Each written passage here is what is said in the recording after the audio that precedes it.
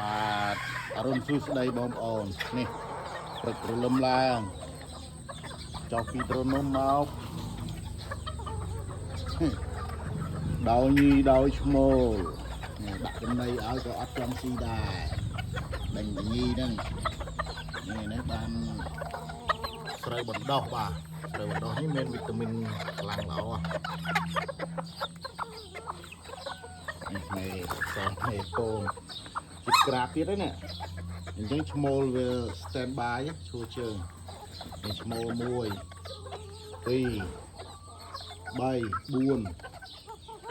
5 6នឹងអាព្រៃមួយទៀត7នោះលើ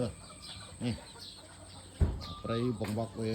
ចងជើងជិតដល់ខែប្រមាញ់ឯ